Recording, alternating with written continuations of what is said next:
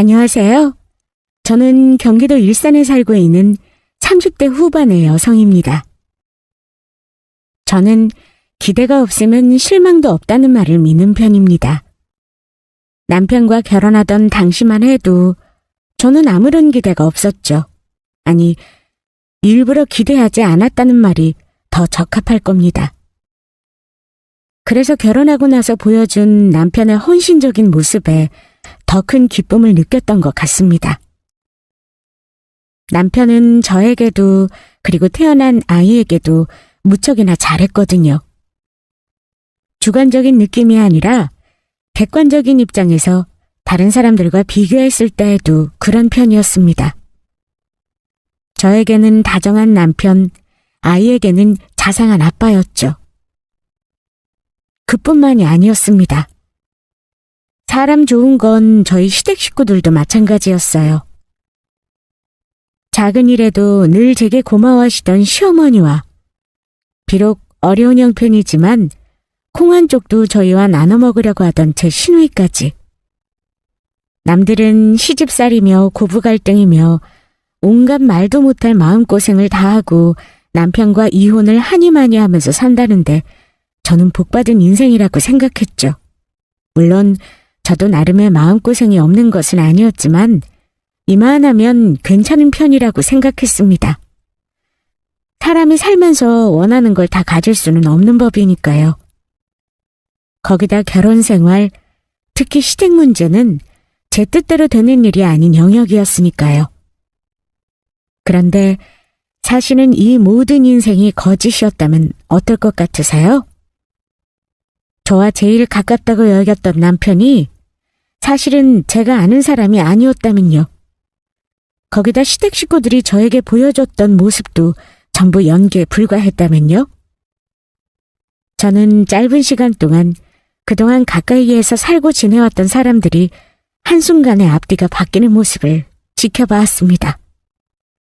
그것도 꿈에서조차 상상도 못했던 모습으로요. 지금 생각해도 그때 일들을 떠올리면 기가 막히는데요.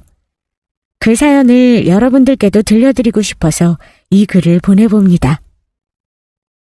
저는 남편과 초등학교 동창이었습니다.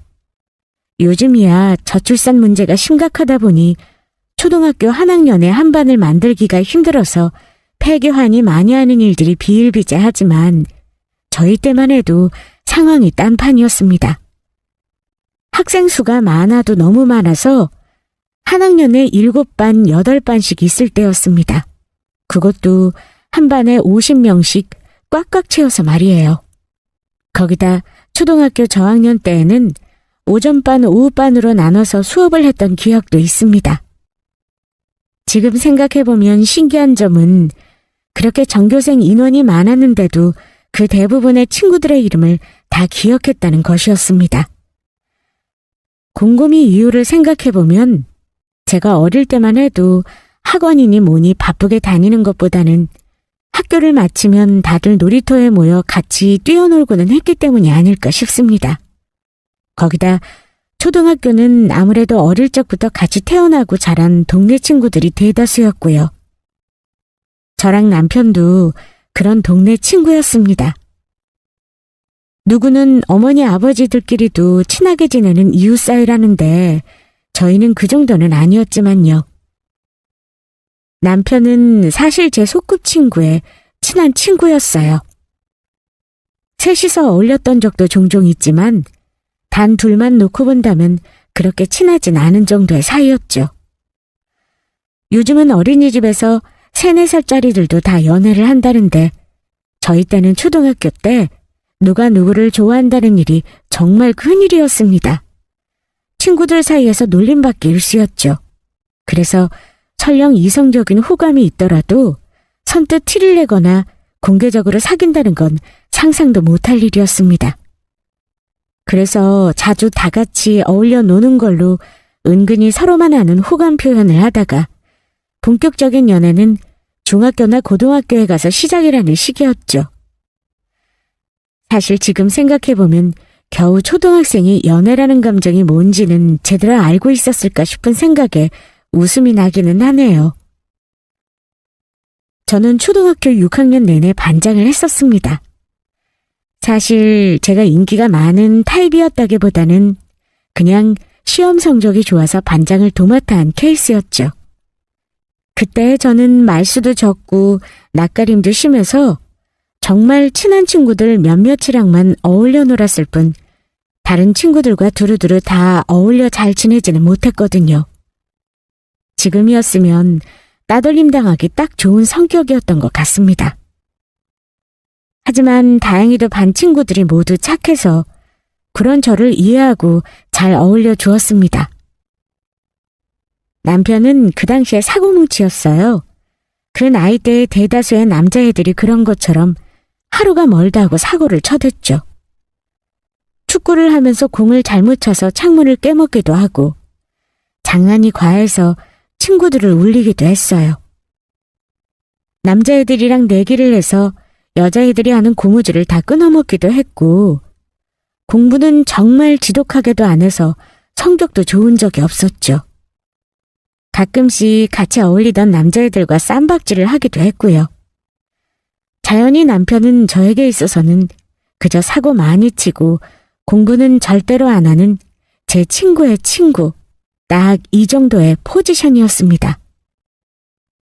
그 밖에 눈에 띄는 점이 있다면 이상하게도 저에게만큼은 짓궂은 장난은 절대로 안 치고 담임 선생님 말씀도 안 듣는 녀석이 제 말이라면 어지간해서는 뭐든 오케이 하는 점 정도가 있었겠네요.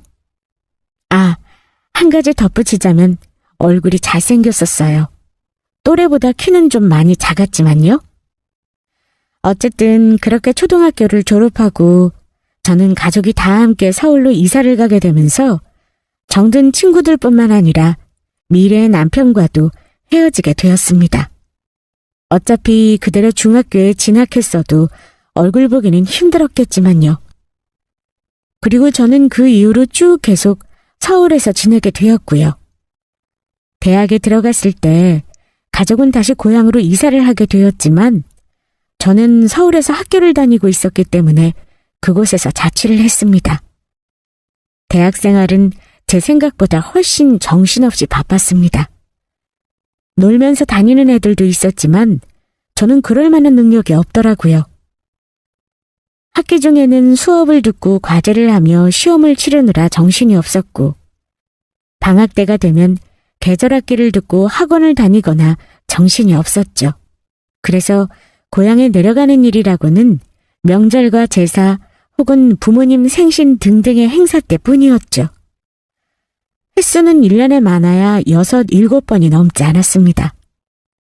내려갔다가도 그 다음 날이면 올라오기 바빠서 총 일수를 다 합쳐도 겨우 2주 남짓이었죠. 그러던 제가 고향에 2달을 꼬박 머무르게 된 일이 있었습니다. 바로 서울 자취방에 인테리어 공사와 맞물린 기간이었죠.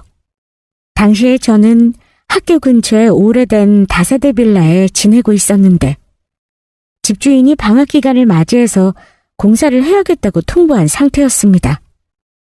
집이 너무 오래되어서 화장실 올수리를 비롯해 샤시 교체, 보일러 교체 등등도 진행한다고요. 그동안 월세는 받지 않겠지만 집은 좀 비워주었으면 좋겠다고 하셨고요. 다른 세입자들은 대부분 학생이어서 어차피 방학 때는 본가에 가기 때문에 별 문제가 없었지만 당시에 취준생이었던 저는 가뜩이나 집에도 잘 가지 않아서 더욱 큰일이었습니다. 다른 집으로 이사를 갈까 싶기도 했지만 곧 포기했죠.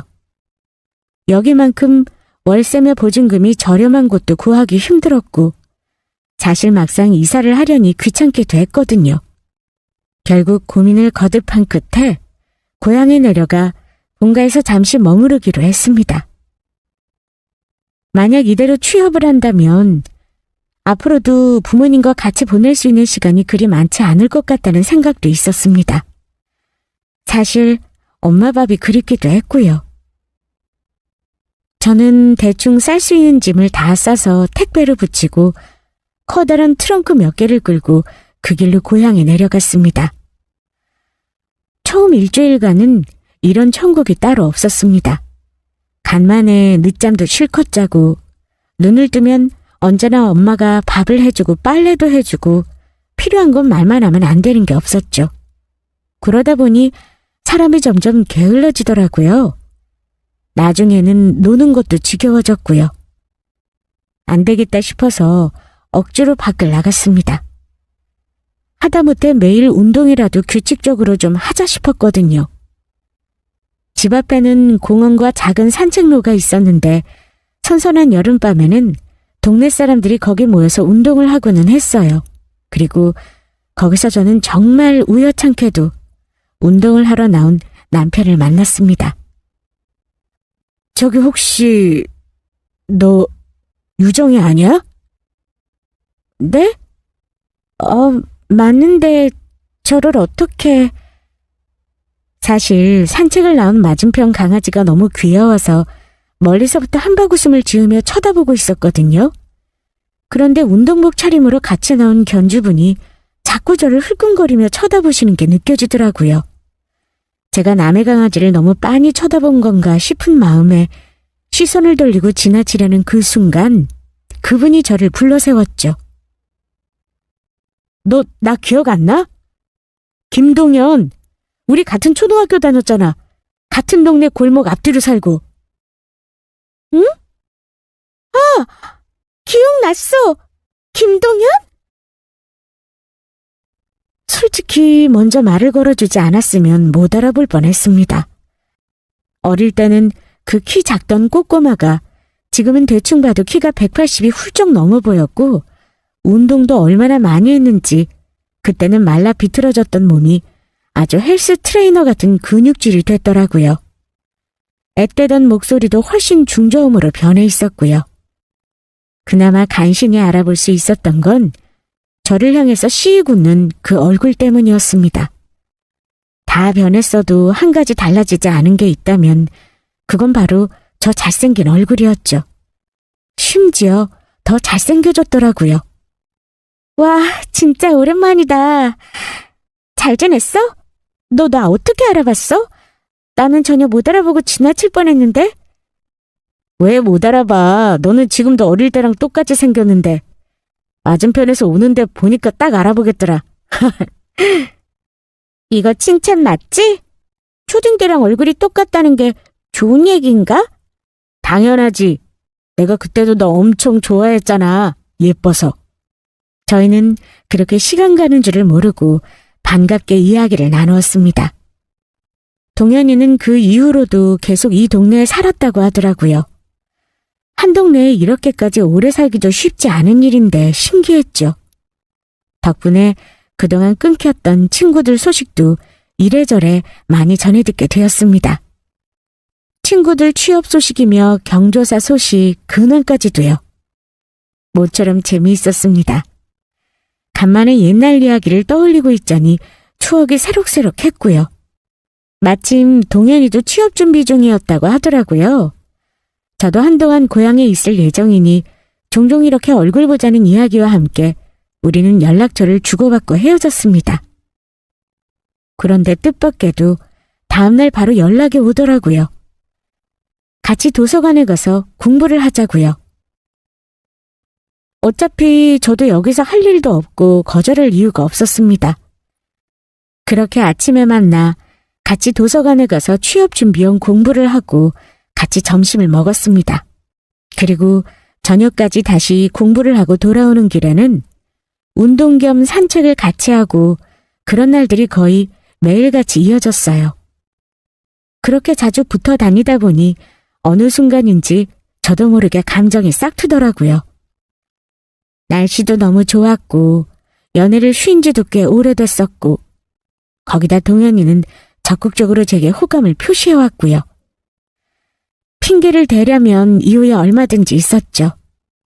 결국 저희는 사귀게 되었습니다. 연애 초반이라 그런지 보기만 해도 애틋하더라고요.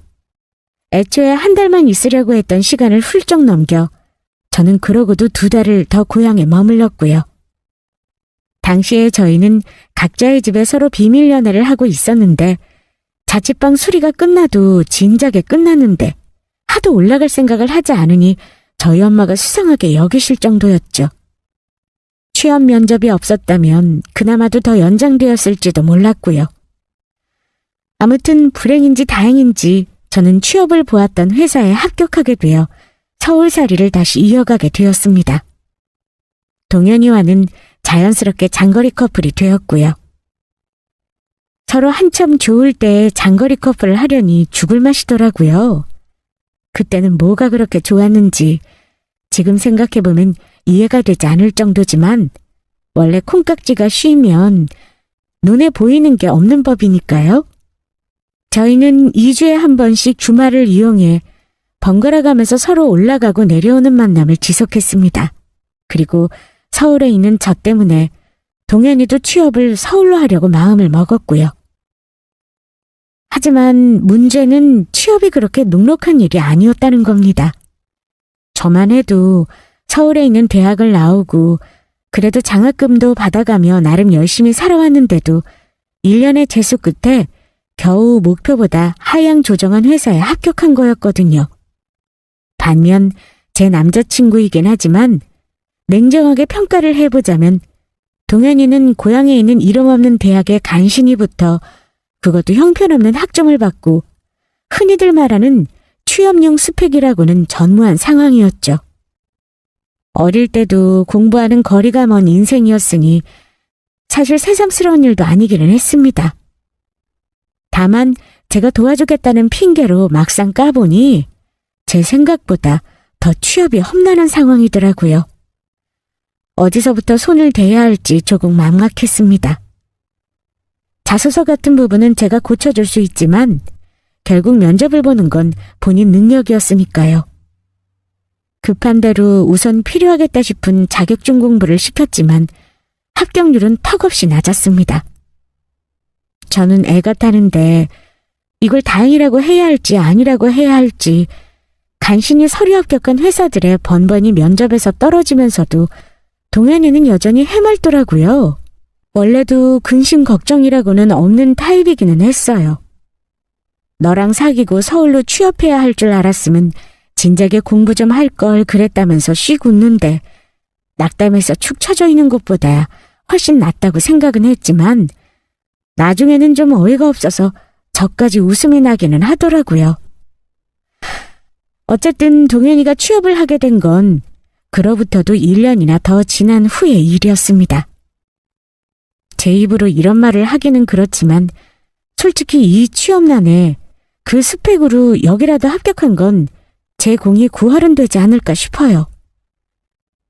저도 일하느라 피곤해 죽겠는데 혼자 공부하면 의욕이 없을까봐 퇴근하고도 매일같이 남자친구의 월간 주간 공부 스케줄을 짜주고 인터넷 캠을 연결해서 같이 공부했거든요. 거기다 금요일 밤부터는 서울에 올라온 동현이와 만나서 도서관에 가는 게 일상이었고요. 어디 그뿐인가요?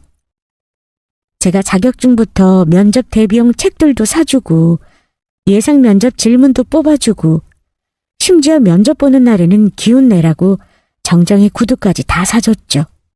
그걸 꼬박 1년을 넘게 반복했습니다. 지난 1년간 사실 제대로 된 데이트도 없었다고 볼 수 있었죠. 어쨌든 제 그런 노력이 통했는지 동현이는 제가 직접 서류도 넣어주고 자소서를 써줬던 작은 중소기업에 영업사원으로 입사했습니다. 월급은 턱없이 낮았지만 시작이 중요한 거니까요. 나 취업한 것도 다 네 덕분이야. 고마워 유정아. 우리 어머니도 네가 나 사람 만들었다고 고마워하시더라. 자기도 열심히 했으니까 합격한 거지. 지금은 월급이 적어도 열심히 다니면서 차근차근 경력만 쌓으면 나중에 동종업계 경력직으로 이직할 때는 나름 연봉도 괜찮게 받을 수 있는 곳이야. 그러니까 열심히 다녀야 돼. 알았지? 그리고 나 잘 몰랐는데 회식하면서 얘기해보고 깜짝 놀랐어. 동기들 중에 내가 제일 스펙이 낮았더라고. 다른 사람들은 대학도 다들 좋은 데 나왔더라. 맞지? 요즘 취업하기가 얼마나 힘든데. 고생했어. 아니야, 솔직히 연봉 너무 낮아서 좀 그랬는데 내 주제에 여기 붙은 것도 기적이더라. 고마워. 나 진짜 열심히 다닐게. 동현이는 제게 무척이나 고마워했고 저 역시도 열심히 노력해준 남자친구가 고마웠어요. 이제 취업도 했으니 우리도 여느 커플들처럼 데이트다운 데이트도 하고 우리 앞길에는 꽃길만 펼쳐질 거라고 생각했죠.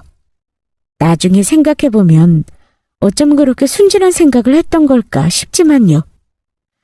어쨌거나 그 후 3달간은 제 상상처럼 그런 시간을 보냈습니다.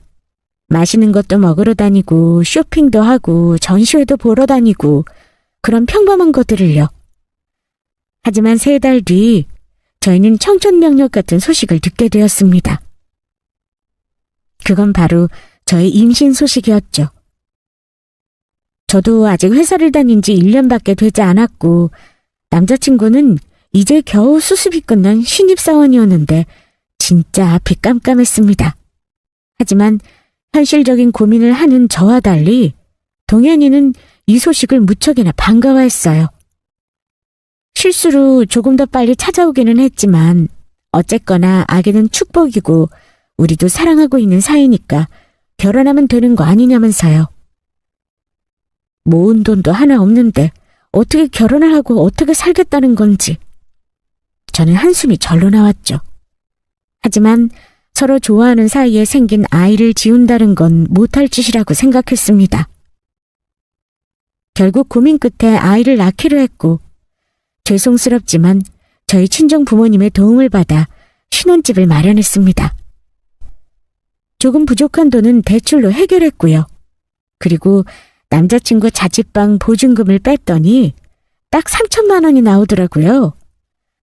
그걸로 가전이니 가수니 혼수 준비를 하고 예단 예물은 죄다 생략했습니다. 시댁에서는 아무 도움도 안 주셨냐고요? 네, 정말 한 푼도 못 받았습니다. 저희 부모님은 3억짜리 전셋집을 해주셨는데 말입니다. 솔직히 저희 부모님 입장에서는 남자친구의 직장이나 학벌도 마음에 들지 않았는데 시댁도 형편이 어렵다고 전혀 지원을 못 해주신다고 하니 이 결혼을 100번도 더 엎어버리고 싶으셨을 겁니다. 제가 임신만 하지 않았다면요. 그걸 알아서 더 죄송스러웠고요. 남자친구는 저희 부모님께 너무 감사하다며 앞으로 자기가 평생 살면서 더 잘하겠다고 몇 번을 얘기하기는 했지만요. 아무튼 결혼식을 올리고 저희는 신혼살림을 시작했습니다. 결혼도 결혼이지만 아이를 낳는데도 정말 많은 돈이 필요하더라고요. 준비해야 할 것들도 많았고요. 그것보다 더 큰 문제는 앞으로의 생활비였죠. 제가 다니는 회사는 다행히도 육아휴직에는 조금 관대한 분위기였거든요. 그래서 원래 계획은 아주 나중에 아기를 낳게 되면 출산휴가와 육아휴직을 합쳐서 정확히 15개월을 쓰는 게 목표였습니다. 최소한 적어도 과장진급까지는 하고 낳는 게 목표였죠. 여자들은 출산 후에는 과장진급에서 승진이 막히는 경우가 대다수였거든요. 그런데 겨우 사원에서 주임으로 넘어가려는 신입 나부랭이가 육아휴직 15개월을 쓴다? 아무리 관대한 분위기라도 그걸 좋아할 고용주는 어디에도 없었죠. 덕분에 저는 출산휴가와 육아휴직을 합쳐 정확히 6개월을 채운 후 다시 복직을 했습니다. 최저임금을 겨우 초과한 남편의 월급에 저까지 승진길이 막혀버리면 진짜 답도 없었거든요. 몸이 부서질 것 같았지만 아이는 친정어머니께 맡기고 열심히 출근을 했습니다. 힘들지 않았냐고요? 솔직히 너무 힘들었습니다. 몸무게는 최저를 찍고 얼굴이 반쪽이 되다 못해 아예 없어질 지경이었어요. 보는 사람마다 얼굴이 왜 그러냐며 한마디씩 할 정도였죠. 그래도 후회는 없었습니다. 방긋방긋 웃고 있는 아들 얼굴을 보면 이 고생도 감수할 만한 가치가 있는 것 같았거든요. 거기다 남편도 열심히 육아에 참여해 주었습니다. 저와 아이에게 잘하겠다는 말이 허언이 아니었다는 걸 보여주듯이 저에게도 여전히 다정한 남편이었고 아이에게는 언제나 잘 놀아주는 훌륭한 아빠였어요. 아이가 더 자라 어린이집을 들어가고 또다시 유치원을 들어가고 그렇게 부부로 6년을 사는 동안 한결같았습니다. 그 정도면 충분했죠. 부족한 건 돈뿐이었는데 다행히 그 돈은 제가 벌면 되니까요. 또 다른 장점을 얘기하자면 저는 시댁 문제가 전혀 없었습니다. 고부 갈등이라는 건 마치 남의 이야기처럼요. 시댁에는 치매기로 요양원에 들어가신 시아버지와 시장에서 장사를 하시는 시어머니, 그리고 저보다 3살 어린 시누이가 있었습니다. 시누이는 3년째 공무원 시험을 준비 중이었는데 시댁에서는 시어머니와 함께 살고 있었죠. 어머님, 이거 통영 꿀빵인데 한번 드셔보세요. 오늘 출장 갔다가 오는 길에 사온 거예요. 아이고, 출장 갔다 오는 것도 힘들었을 텐데 뭐 이런 걸 다 사오고 그래. 시어머니는 제가 이렇게 소소하게 사다 드리는 것들도 무척이나 고마워하는 분이셨어요. 워낙 군것질거리를 좋아하시기도 했고요. 회사 사람들도 다 사가더라고요. 어머님 생각나서 사왔어요. 아가씨 것도 있어요? 우리 진짜 뭔가 통했나 봐. 나도 세훈이 생각나서 전화할까 하던 참이었는데 여기 앞에 카페 새로 열었잖아요. 거기 베이커리류도 많은 것 같던데 세훈이 빵 좋아하니까 같이 가자고요. 안 그래도 오는 길에 봤어요. 그럼 우리 오늘 갈까요? 얘는 시험이 코앞인데 공부는 안 하고 네가 빵 먹으러 다닐 시간이 어디 있어? 아, 엄마, 나도 지금까지 공부하다 겨우 쉬는 거거든? 세훈이가 한마디 좀 해줘요. 엄마 잔소리 너무 심해. 시누이 역시도 저와는 무척이나 잘 지냈습니다. 원래 조금 까칠한 성격이긴 했는데 저와는 친자매 사이처럼 친하게 지냈고요. 오랫동안 공무원 시험 준비를 하고 있으니 아무래도 용돈이 부족하잖아요. 편의점 아르바이트를 짧게 하면서 공부까지 하고 있는 게 안쓰러워서 제가 먹을 것도 사다 주고 적은 금액이지만 가끔씩 용돈도 계좌로 붙여주고 했죠. 그래서인지 언니 하면서 별 어려운 것 없이 저를 잘 따랐는데 저는 외동이어서 만약 여동생이 있었다면 이런 기분이었을까 싶더라고요. 어머님, 다음 달에 생신이시잖아요. 그 주 주말에 저희 다 같이 짧게 제주도라도 다녀올까 싶은데 어떠세요? 제주도? 아유, 나는 너무 좋지. 그런데 네가 힘들지 않겠니? 바쁠 텐데 시간은 되고. 괜찮아요. 다음 달이면 프로젝트 끝나서 그때 휴가 낼 수 있거든요. 금요일 연차 붙였어서 저희 금토일 이렇게 다녀오면 될 것 같아요. 티켓이랑 숙소랑 미리 예약해 둘게요. 아싸, 신난다. 제주도 지금 날씨 딱 좋은 것 같던데. 나는 진짜 아무리 생각해도 우리 오빠가 어떻게 세훈이 같은 사람이랑 결혼했는지 모르겠다니까? 결혼할 때 본인 인생 운은 다 끌어다 쓴 것 같아. 저희의 대화만 봐도 시댁 식구들과 제가 얼마나 사이가 좋았는지 짐작하실 만하죠? 사랑하는 남편의 금쪽 같은 아들, 거기다 저를 친딸보다 더 잘 대해주시는 시어머니, 마지막으로 철은 좀 없어도 저를 잘 따르고 귀여운 시누이까지 동화 속에서나 나올 법한 완벽한 그림은 아니어도 저희는 나름대로 행복하고 화목한 식구들이었습니다. 적어도 저는 전혀 불만이 없었죠. 그리고 이 행복한 그림이 산산조각이 나게 된 건 정말 갑작스럽게 찾아온 사건 때문이었습니다. 어느 날 시댁에 볼 일이 있어 잠깐 들렀는데 집안 분위기가 좀 이상하더라고요. 시어머니께서 여기저기 전화를 걸고 또 받느라 정신이 없으시더라고요. 늘 느긋하시던 평소와는 다르게 상당히 상기된 얼굴이셨고요. 저는 무슨 일이 있나 싶어서 시누이에게 물어보았지만 시누이도 잘 모르겠다며 말을 얼버무리더라고요. 아무리 생각해도 이상해서 집으로 돌아와 남편에게 이 얘기를 했더니 TV를 보고 있던 남편이 대수롭지 않게 대답을 했습니다. 아, 우리 엄마가 갖고 있던 땅이 좀 있는데 누가 자꾸 팔라고 하나 봐. 땅? 무슨 땅? 어머님 땅이 있으셨어? 엄마가 처녀 때부터 사서 갖고 계셨던 거라고 하던데 그거 뭐 쓰지도 못하는 땅이야.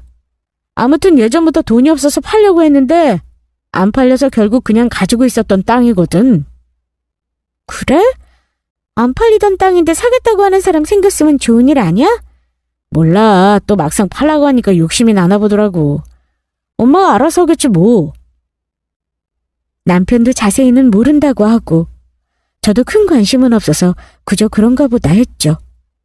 사실 땅이 있어도 뭐 얼마나 가지고 계실까 싶기도 했고 지금까지 땅이 있다고 말씀 한 번 없으셨던 걸 보면 남편 말대로 헐값이었던 게 뻔하고요. 다만 산다고 하는 사람이 있으면 지금이라도 팔아서 시어머니 노후자금으로 쓰시면 좋지 않을까 싶기는 했습니다. 저희가 그 땅을 욕심낼 것도 아니고 그저 이제 시어머니 연세도 있으신데 장사는 조금 쉬엄쉬엄 하고 그 돈으로 조금이라도 편하게 사시면 어떨까 싶었죠. 하지만 제가 가타부타 말을 하는 것도 좋아 보이지는 않아서 나중에 남편을 통해서 넌지시 말씀을 드려볼까 싶은 생각만 하고 넘겼습니다. 그렇게 시간이 흐르고 저도 그동안은 땅 얘기를 잊고 지내고 있었습니다. 그런데 어느 날 인터넷 뉴스를 보고 있는데 정부가 부동산 가격 안정 및 주택 공급 문제 해결을 위해서 추진하는 신도시 사업에 신도시 후보지를 몇 군데 추가할 예정이라는 겁니다. 그리고 후보지로 예상되는 곳에 집값이 미친 듯이 폭등했다는 기사가 줄을 지었죠. 저는 갑자기 시어머니 땅 얘기가 생각이 나더라고요. 네, 예상하시는 대로 시어머니가 처녀 때부터 사서 오랫동안 갖고 계셨다던 땅이 바로 그 후보지 중 한 곳이었습니다. 미친 듯이 전화가 오던 건 그 소문이 진작에 퍼져서 중간에 땅을 팔라는 업자들의 전화였고요. 하지만 그때까지도 저는 그 땅이 그곳일 것이라는 생각은 전혀 하지 못하고 있었습니다. 여보, 어머님 그때 땅 가지고 계셨던 거 파셨대?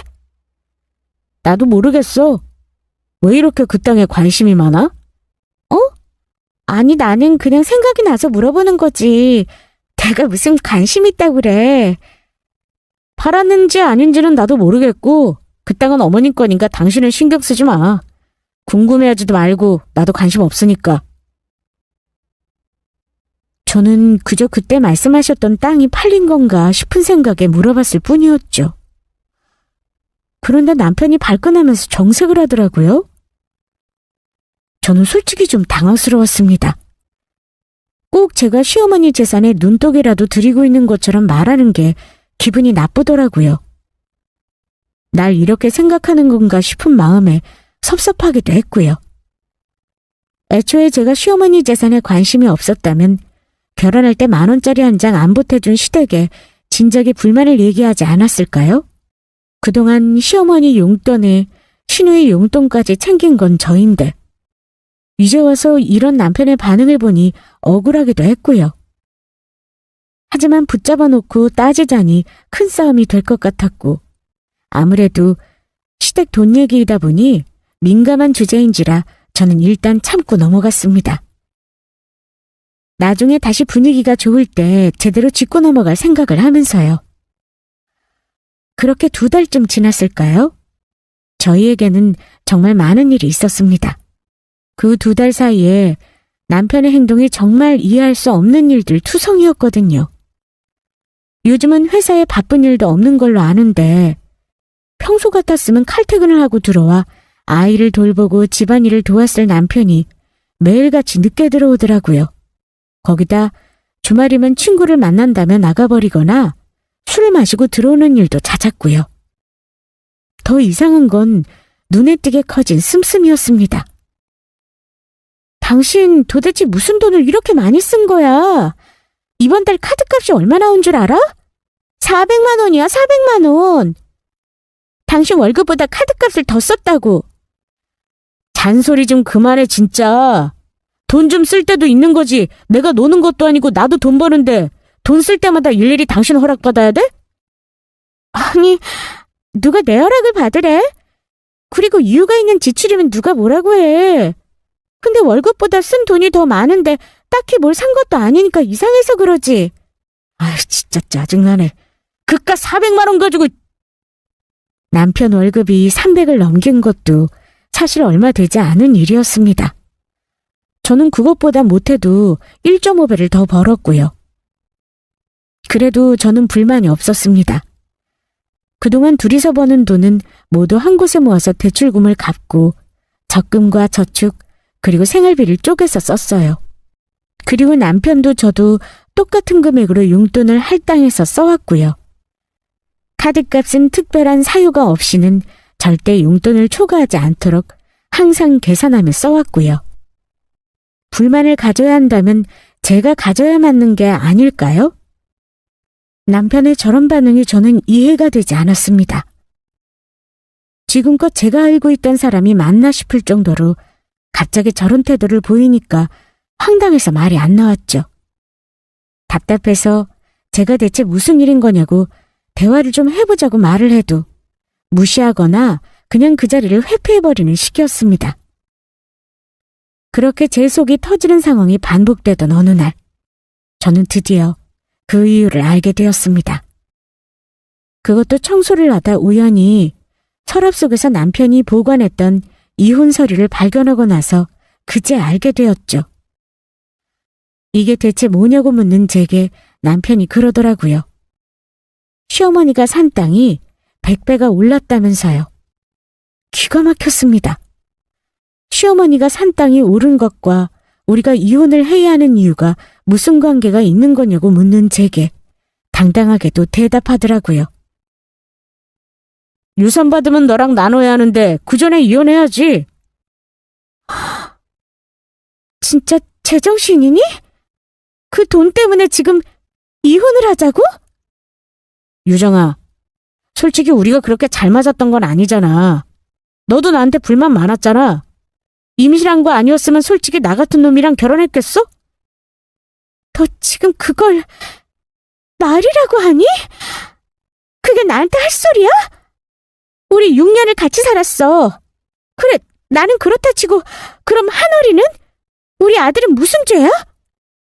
한월이는 네가 데려가. 놔두고 가라고 하면 너 가만 안 있을 거잖아. 어차피 애는 엄마가 보는 게 낫고 나도 혼자 키울 자신 없고 협의 이혼만 해주라.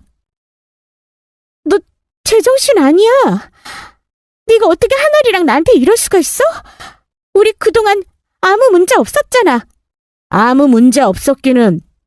솔직히 너가 집도 해오고 돈도 잘 벌고 우리 엄마한테도 잘하고 내가 그거 고마워서 맞춰주고 산 거지.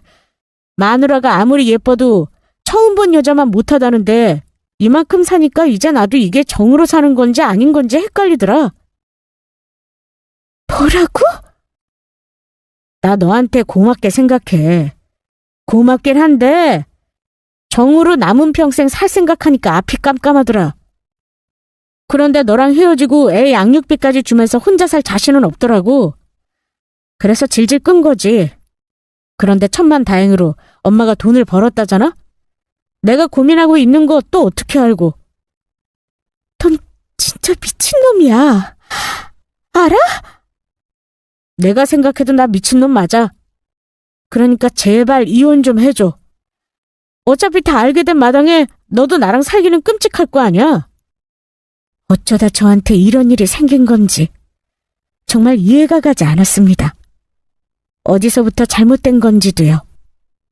기가 막혀서 눈물도 나지 않는 저는 아랑곳하지 않고 남편 놈은 그날부터 고해성사라도 했다는 듯 신나게 밖으로 나돌더라고요. 거기다 벌써 유산을 받기라도 한 것처럼 돈을 펑펑 쓰고 다녔습니다. 아직 할부도 안 끝난 자동차를 놔두고 고급 외제 승용차까지 질렀더라고요.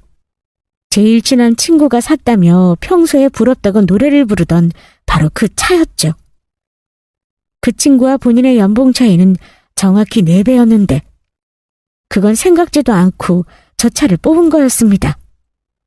요즘은 외제차를 구매하려면 출고도 오래 걸리는 걸로 알고 있는데 대체 언제부터 이 짓을 계획했던 건지 짐작도 가지 않았습니다. 카드 명세서며 월급은 전부 제가 관리하는데 무슨 돈이 있어서 차를 산 건지 나중에 알아봤더니 계약금과 잔금 전부 저 몰래 대출을 받아서 해결했다더라고요. 이쯤 되니 더 이상 답이 나오지 않았습니다. 하루하루 사는 게 지옥이더라고요. 그렇다고 아직 초등학교 입학도 못한 어린아이를 두고 이혼을 한다는 게 맞는 건지 매일같이 이러지도 저러지도 못하는 날들이 지속되었습니다. 저희 부모님께는 대체 뭐라고 말씀드려야 할지 그것도 엄두가 나지 않았고요. 그러고 있는 사이 시어머니와 시누이가 저를 찾아왔습니다. 동현이랑 이혼해라. 아직도 뭐 볼 게 있다고 발목을 붙잡고 있니? 그래요, 새언니. 오빠도 이미 마음 든 지 오래됐다면서요. 나 같으면 자존심 상해서라도 이혼하겠어요. 저는 그때까지도 적어도 시어머니는 남편을 말리고 계실 줄 알았습니다. 하지만 두 사람의 입에서 나온 이야기는 또다시 제 예상을 뒤엎는 말이었습니다. 그게 지금 저한테 하실 말씀이세요? 어떻게 두 분이 저한테 이러실 수가 있어요? 우리 한월이 생각해서는 그냥 참고 살라고 말하고 싶지. 그런데 어쩌겠니? 동현이가 더 이상 못 살겠다고 하는데. 야속하겠지만 원래 사람 마음이라는 게 그렇단다. 그래도 걔가 의리 지킨다고 너 만나면서 다른 여자 만난 적은 없다더라. 붙들고 있어봐야 서로 못 볼 꼴밖에 더 보겠니? 그냥 이혼하고 너도 새 사람 만나거라. 오빠가 그래도 미안하다고 양육비랑 위자료는 두둑하게 챙겨준대요. 이 집도 언니가 갖고요. 의리를 지켰다는 그 말에 저는 허탈한 웃음이 나왔습니다.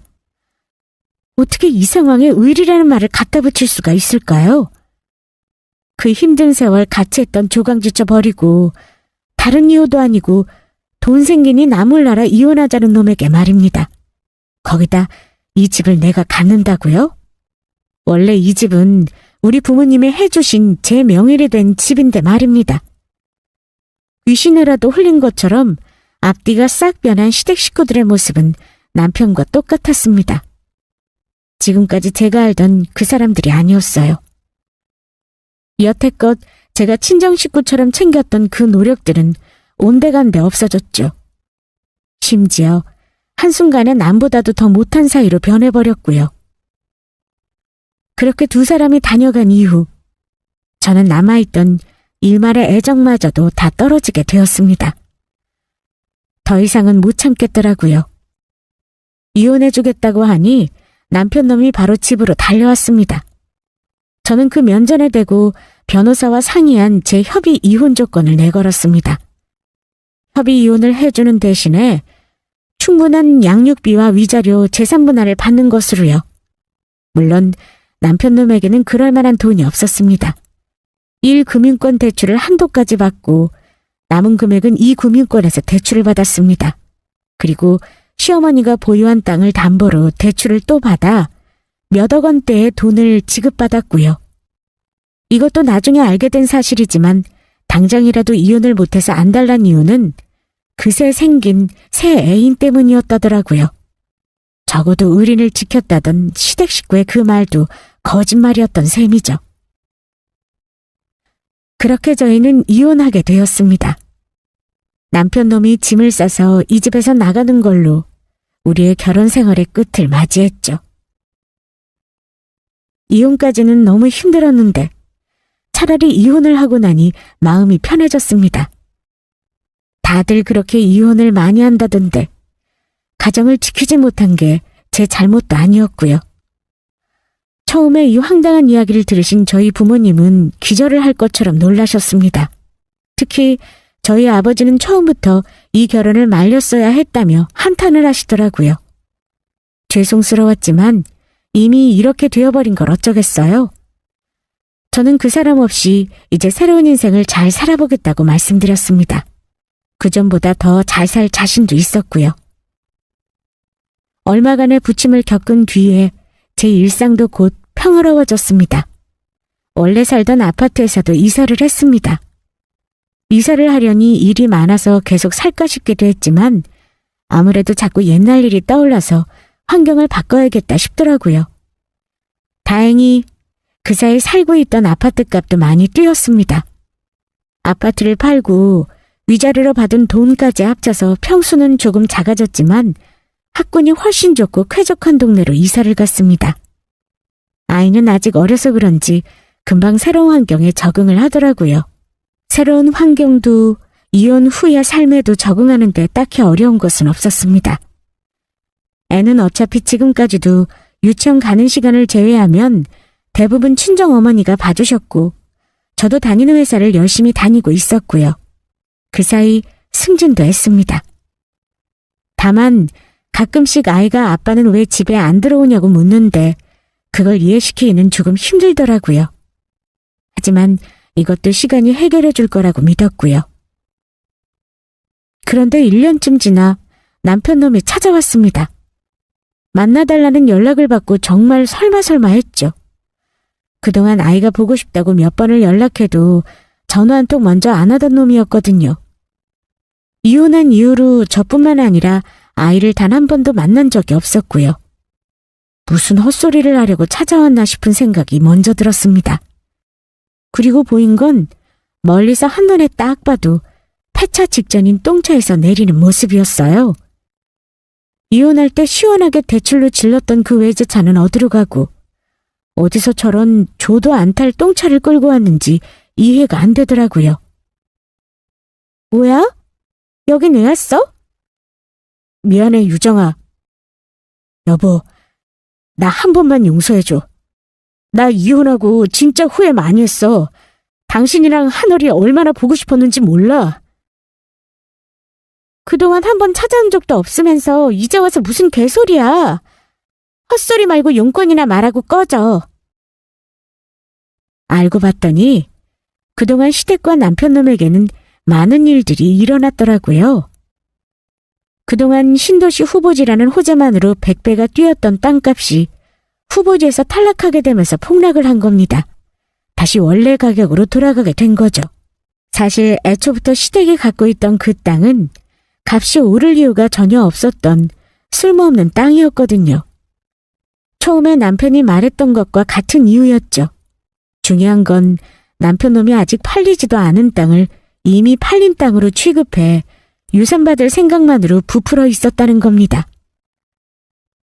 원래도 경제관념이 좀 없기는 했는데 그 많은 돈이 생긴다고 생각하니 2금융권 심지어 3금융권 대출까지 받아서 흥청망청 쓰고 다녔다더라고요. 이혼할 당시에 봤던 외제차는 빙산의 일각이었던 거죠. 거기다 제주도 머리도 없는 주제에 무슨 사업을 하겠다고 설쳐서 그 돈까지 다 날려먹었고요. 뒤늦게 정신 차려보니 남은 건 빚더미에 앉은 자기 꼴이었겠죠. 그리고 생각난 게 저였을 거고요. 저는 이야기를 들을수록 기가 막혀 배꼽을 잡고 웃었습니다. 당연히 저는 들은 척도 하지 않고 저 인간을 쫓아냈지만 그 뒤로도 한동안 시어머니와 시누이까지 번갈아가며 저를 찾아와 괴롭히더라고요. 아가, 정말 미안하다. 제발 한 번만 도와다오. 아무리 그래도 네 남편이고 아직 하늘이 애비 아니냐. 쟤 저러다 진짜 큰일 날까봐 나도 무섭다. 저 인간이 마누라랑 제 자식 버릴 때도 이렇게 한 번만 다시 생각해보라고 설득을 해보시지 그러셨어요? 내가 잘못했다. 너 이렇게 독한 애 아니잖니. 동현이 저놈이 그때는 제정신이 아니어서 그랬지. 이제는 정신 차렸어. 네가 한 번만 용서하고 다시 데리고 살면 안 되겠니? 네, 이제는 쉽네요. 원래 사람 마음이라는 게 그런 거라고 하셨잖아요. 돈 때문에 처자식 버린 인간이 나중에 다시 돈 생기면 또 버릴 게 뻔한데 제가 왜 그런 쓰레기를 주워야 해요? 이만 돌아가세요.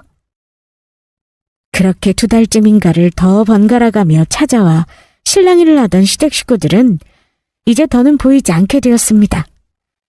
한동안은 남편을 찾던 아이도 이제 더는 아빠가 보고 싶다는 말을 하지 않더라고요. 요즘 애들답지 않게 너무 조숙해져 버린 듯한 아이를 볼 때면 마음이 아프기도 합니다. 하지만 아들도 저도 이제 과거에 얽매이지 않고 앞만 보고 나아가야 할 때라는 생각이 들었죠. 아이에게는 아빠 대신 제가 2배, 3배로 더 노력해 빈자리를 채워주려고 합니다. 저의 결혼 생활과 그 가정을 지키기 위해 쏟았던 저의 노력들은 비록 실패로 끝났지만 앞으로 우리에게 남은 삶이 너무 길었으니까요. 여기까지 들어주셔서 감사합니다. 감사합니다.